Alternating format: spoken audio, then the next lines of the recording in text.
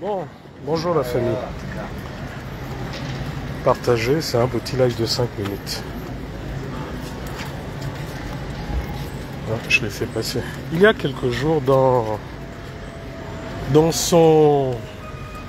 ses différents discours, le général Oligui, le CTRI en général, ont semblé faire comprendre que le problème, le gros des problèmes qu'il y a actuellement au Gabon, c'est dû aux activistes.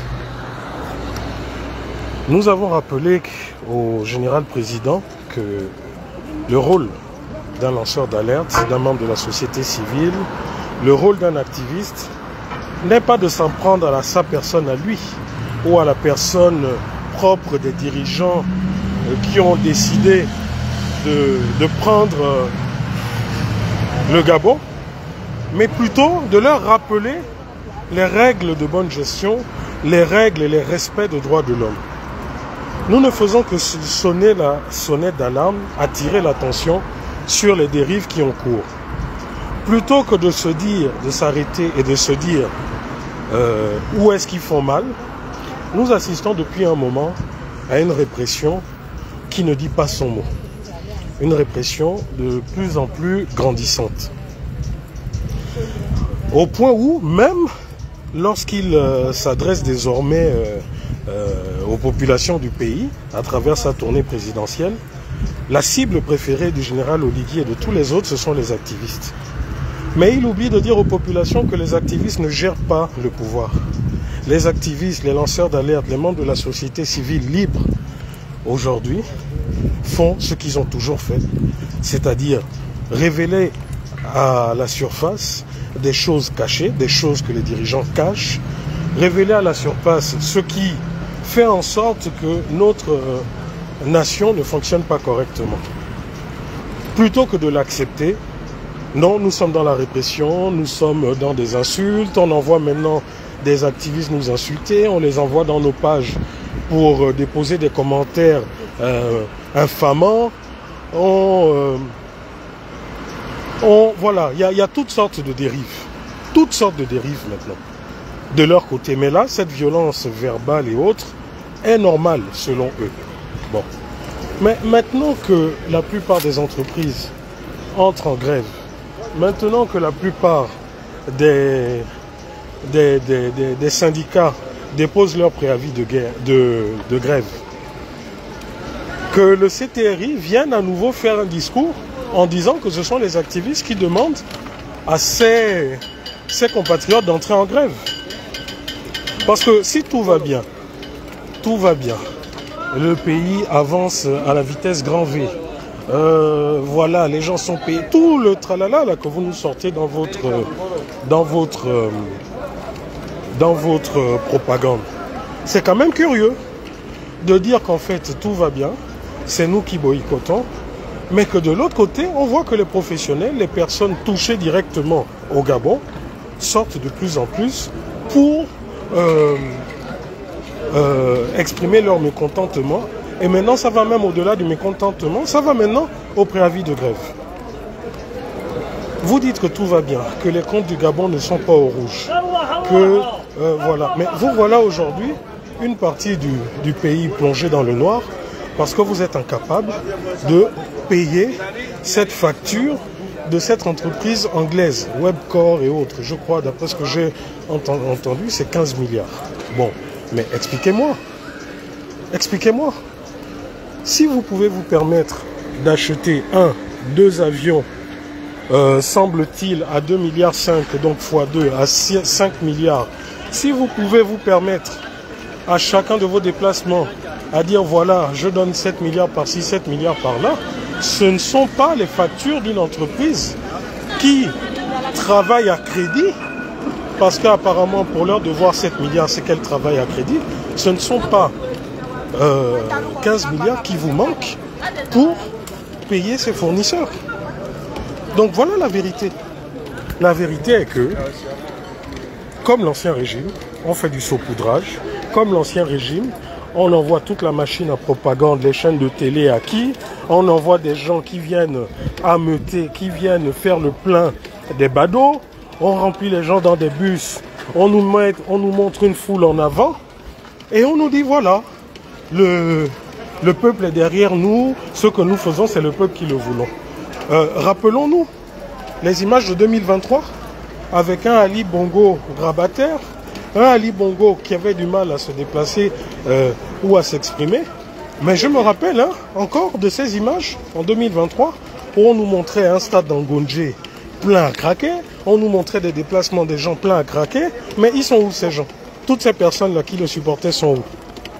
C'est encore ces mêmes personnes et la même machine aujourd'hui qui ameute, la même machine aujourd'hui qui est en marche pour donner toujours ce semblant d'illusion que voilà, le peuple est derrière le général Oligui, que le peuple est derrière le CTRI.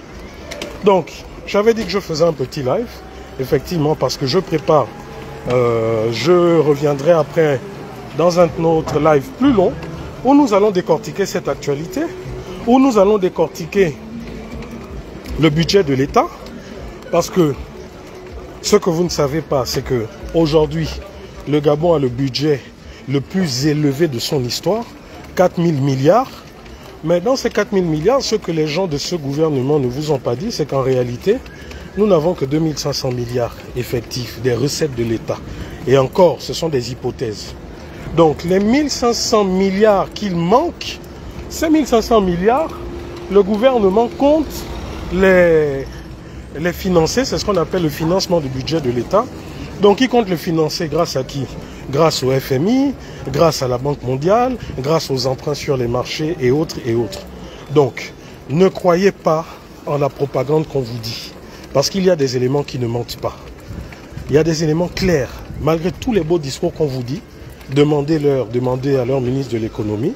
Quand ils ont pris le pouvoir le 30 août 2023, la dette du Gabon était à combien? Et aujourd'hui, à combien s'élève la dette du Gabon? Vous voyez des questions aussi simples que ça. Il y a plus d'un mois, il y a un mois, j'ai demandé à ce que le ministre de l'économie, comme il le réclamait du temps où il était activiste, du temps où il était dans la société civile, j'ai demandé au ministre de l'économie de nous montrer, comme la loi nous le permet aussi, de nous montrer l'ensemble des contrats qui ont été signés par le Gabon sous sa houlette. Hein? Rappelez-vous que sur sa page, il était tout fier de nous montrer ses rencontres avec les officiels français ou avec les hommes d'affaires français. Jusqu'à présent, un peu exacerbé par les remarques que nous avions faites, il avait fait un communiqué en disant, oui, voilà, qu'il les rendrait publics. Mais jusqu'à présent, nous attendons. Et il n'y a toujours rien de public qui a été rendu. Donc, voilà un ensemble de petites questions. Après, je rentrerai en détail. Voilà un ensemble de petites questions pour vous amener à comprendre qu'aujourd'hui, ces gens sont beaucoup plus en pré-campagne, beaucoup plus là pour tout faire pour se maintenir au pouvoir. Un peu comme ce qu'on vous a dit, là, ce qu'on a appris, que tous les ministres doivent aller en vacances dans leur village, etc., etc. Mais écoutez, ce qu'il faut comprendre de par cette décision, c'est que lorsque ces gens vont dans leur localité, ben le but, c'est qu'ils aillent travailler. Travailler, c'est quoi? C'est pas développer la contrée, c'est pas construire des maisons pour le peuple. Mais ce qu'ils appellent travailler, c'est aller convaincre le peuple, dire au peuple qu'en réalité, tout ce qu'ils font, ils le font pour le peuple, qu'ils sont en train de travailler et qu'il faudrait voter pour le oui pour Oligui, parce que si vous votez déjà en même temps non, c'est que vous êtes contre Oligui, regardez le peu de temps qu'il est là, regardez ce qu'il a fait, etc. C'est leur élément de langage. C'est leur élément de langage. Donc voilà, je reviendrai dans les détails, surtout avec l'affaire des avions là, qu'on achète, des avions poubelles, qu'on achète au prix fort, des avions qui peuvent, vu leur fatigue, s'écraser à tout moment. Là encore, j'ai vu des partisans au pouvoir, des gens du CTRI venir en anonyme, me dire oui, qu'est-ce que vous en savez? Oui, l'avion n'est pas vieux, etc., etc. Oui, vous avez raison. Je ne suis peut-être pas un expert en aéronautique, mais je sais quand même investiguer. de par ma formation, de par ce que j'ai aussi appris à l'école. Je sais où il faut aller chercher les informations. Voilà pourquoi, en allant chercher les informations, effectivement, j'ai découvert ou eu la confirmation que, voilà, que cet avion était un avion d'une vingtaine d'années, un avion qui a effectué déjà énormément de vols, et des vols non des moindres, un avion qui était la propriété de plusieurs grandes compagnies américaines, mais qui, au vu de son utilisation, ces compagnies n'en voulaient plus, il fallait s'en débarrasser. Et il faut savoir qu'aux États-Unis, hein, vous avez des cimetières, des hectares et des hectares de ce type d'avion. Parce que quand ils deviennent trop dangereux, ben, ils ne peuvent plus voler. Donc qu'est-ce qu'ils en font? Cet avion était destiné à être... oui, je suis en train de faire des courses. Cet avion était... Bon, je termine, je te retrouve. Cet avion était destiné bonjour. Cet avion, en fait, était destiné à la casse, tout simplement. Donc, aux États-Unis, vous avez deux choses. Soit, lorsque ce type d'appareil ne peuvent plus voler parce que parce qu'ils sont estimés dangereux ou que parce qu'ils ne sont plus rentables, on les envoie soit à la casse pour la revente de la ferraille, ou alors on les stocke dans des espèces de parcs d'avions, et ils servent à... On les utilise en fait pour vendre certaines de leurs pièces, comme pièces d'occasion, notamment des pièces électroniques, les moteurs, etc., etc. Donc voilà pourquoi en investiguant, j'ai pu avoir toutes ces informations. Voilà pourquoi en investiguant, j'ai pu avoir toutes ces informations et j'ai tenu à faire des captures d'écran, à vous les montrer, mais surtout à mettre des liens pour que vous-même vous puissiez aller voir. Parce qu'avec ces gens, vous savez, leur raccourci, c'est toujours de dire oui, les activistes critiquent. Oui, les activistes, tout est négatif. Non. Comme je dis, lorsque quelque chose ne va pas dans le sens du pouvoir, oui, nous allons sortir. Donc si l'actualité du pays fait en sorte que dans la semaine, nous sommes obligés de sortir toute la semaine, moi personnellement, quelles que soient mes obligations, mes occupations, je vais sortir toute la semaine. Donc voilà, pour répondre à cette question d'avion. Et il semblerait en fait que ce ne soit pas le seul, qu'il y en ait deux. Bon, mais pourquoi avoir acheté deux avions pareils? Pourquoi? Le Gabon en avait besoin. On nous a acheté, ils ont acheté apparemment des ATR, des vieux coucous à hélice, des avions qui sont décriés, même ici en Europe, des avions qui sont décriés, que vous ne verrez jamais. Vous verrez que ce type d'avions sont utilisés toujours soit par les toutes petites compagnies, les compagnies à risque, ou dans les pays du tiers-monde, les pays pauvres, comme ils disent. Mais nous, au Gabon, nous les fait toujours passer comme étant des avions, des choses sûres et autres.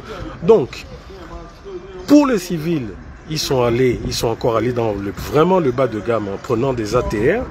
Et maintenant, pour d'autres, pour les militaires ou pour leur ferme personnel, ils sont allés prendre des avions à réaction. Voilà le CTRI. Voilà l'administration. Autre chose, vous avez tous vu hier comme moi au journal Afrique de France 24 et la veille d'ailleurs j'avais fait aussi une publication grâce aux frères camerounais qui m'avaient donné des liens. Vous avez tous vu la réapparition du frère Ramon Kota. Bon, bien sûr, la télévision française, en donnant l'information de l'activiste, n'a pas donné tous les détails. Il n'a pas osé citer, dire que voilà, c'est le Gabon qui l'a livré, etc., etc. Bon, mais même là, vous voyez dans cette histoire, Ramon Kota, vu que nous avons fait du bruit et fait du bruit, ils n'ont pas pu éliminer Ramon Kota. Donc ça déjà, il faut comprendre que voilà un peu le travail de l'activisme. C'est-à-dire que plus nous allons rendre public des choses que ces voyous veulent cacher, plus nous allons donner des informations avec précision sur certains thèmes, ça empêche même les plus criminels d'agir comme ils le font. Donc voilà pourquoi ces autorités n'ont pas pu le faire disparaître comme c'était prévu. Par contre, ils l'ont bien torturé. Donc ce que ces avocats ont révélé, c'est qu'il a été torturé, il a tout un côté paralysé, il vit dans un trou, dans une cellule avec un trou en guise de... Voilà, mais il est dans le noir total. Il est dans le noir total. Et ce n'est qu'avant-hier qu'il a pour la première fois, depuis qu'il a été kidnappé par les autorités gabonaises et livré aux autorités camerounaises, c'était la première fois qu'il voit des personnes différentes que ces bourreaux, que ces personnes qui torturent. Donc là encore, si nous n'avions pas alerté, donné des précisions, si la communauté camerounaise également s'était pas levée, si elle n'avait pas fait le tapage qu'elle avait fait en France, devant l'ambassade et autres, Ramon Kota aujourd'hui n'aurait jamais réapparu nulle part. Donc félicitations à tous, félicitations à vous également qui avez relayé cette information et tout en disant bien sûr que ce n'est pas aussi parce que nous menons un combat que tout est permis. Parce que je vois là les partisans du pouvoir qui prendront ce bout de vidéo pour dire oui, Rekula, tu soutiens ce que les frères camerounais ont fait sur le drapeau gabonais. Non, je le dis et je le redis, je ne soutiens pas ce genre de dérive. Mais avant de prendre ces dérives et de les mettre en avant en disant regardez ce que les Camerounais ont fait au drapeau gabonais ou à l'ambassade, vous remettez-vous en question et dites-vous bien que leur frère, leur fils a été livré en pâture au Cameroun, que leur fils a vu ses droits non respectés au Gabon, hein, parce que c'est une réalité. Et d'ailleurs, Josué de Nazareth nous a bien dit que entre conserver son pouvoir au Gabon et être en bonne entente avec les autres dictateurs de la région, le choix est vite fait. Il vous l'a bien dit en discours. Donc aujourd'hui, ce n'est plus un débat. Pour protéger son pouvoir, le général Oligui a bien décidé de violer les droits du Gabon, de violer la loi gabonaise, de violer les droits de Ramon Kota pour le livrer à Paul Biya.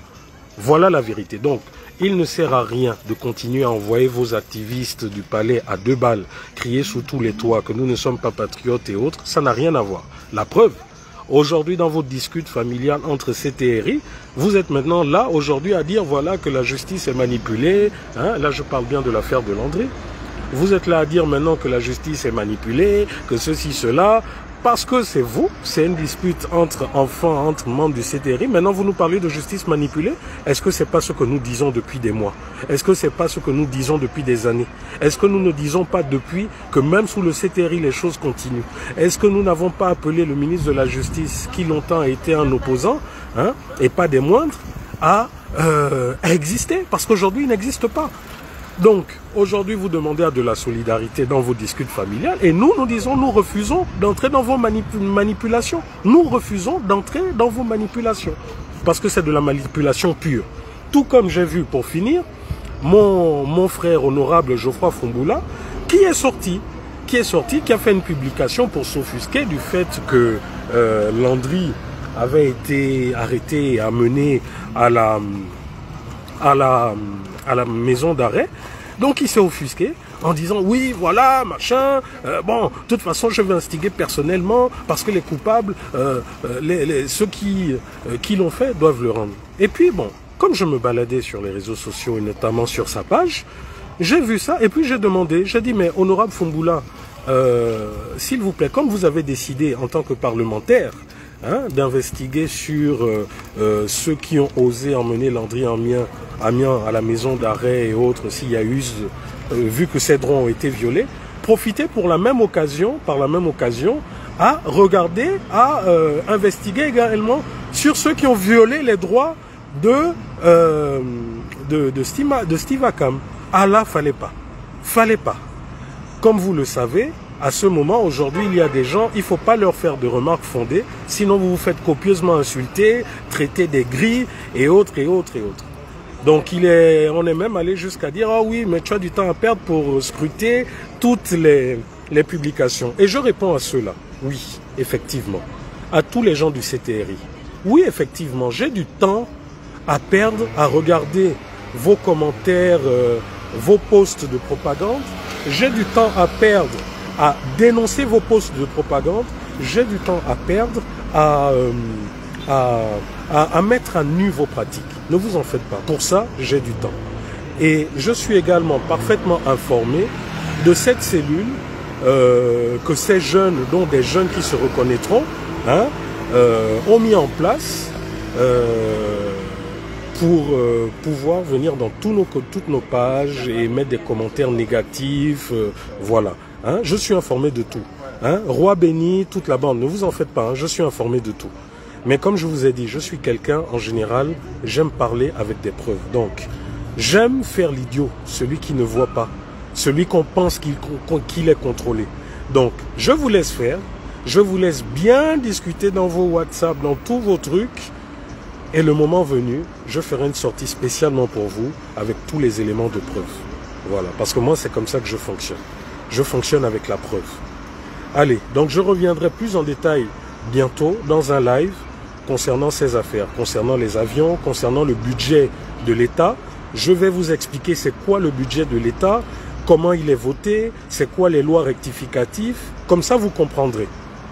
Ça vous permettra de mieux comprendre comment aujourd'hui le pays va mal, comment aujourd'hui, n'ayant pas les moyens, on se lance dans des achats, on se lance dans des projets qui ne vont faire que tirer le Gabon vers le bas. Parce que ces gens, aujourd'hui, les grands supporters du CTRI, ce qu'ils oublient, c'est que tout ce qu'Oligui fait aujourd'hui, c'est exactement ce qu'Ali faisait. Exactement. Dans son premier mandat, dans ses premiers mois, dans sa première année, c'est exactement ce qu'il a fait. Mettre soi-disant le pays en chantier, faire ci, faire ça, aller dans tout et dans n'importe quoi, sans véritablement tenir compte des réalités du pays, sans d'abord se dire que notre priorité, ça va être la base, ça va être d'abord amener de l'eau dans tous les foyers, amener de l'électricité, permettre au maximum d'avoir un travail, de travailler avant de se lancer dans des histoires comme Libreville 2, comme les tours jumelles en face de la présidence ou de la tribune d'honneur et autres et autres. Vous êtes tellement omnibulés par la joie de ne plus voir Ali et Sylvia au pouvoir que vous ne vous rendez même pas compte que tout ce qui se passe, ce n'est rien d'autre que la copie conforme de ce qu'Ali faisait. Donc, aujourd'hui, les syndicats de toutes les corporations sont en train de sortir. Maintenant, j'attends voir comment le CTRI va gérer la chose. Vont-ils mettre des covos à tout le monde? Vont-ils envoyer tous les syndicats en prison, leur raser la tête? Nous allons voir. Vont-ils prendre leurs armes pour tirer sur la population? Nous allons voir. Mais vous savez, la vérité prend toujours son temps. Et vous avez toujours des gens qui sont en avance sur les autres. Allez, donc c'était pour ce petit live. On se retrouve bientôt. Je ferai un live donnant les détails de tout ça. Allez, bonne soirée.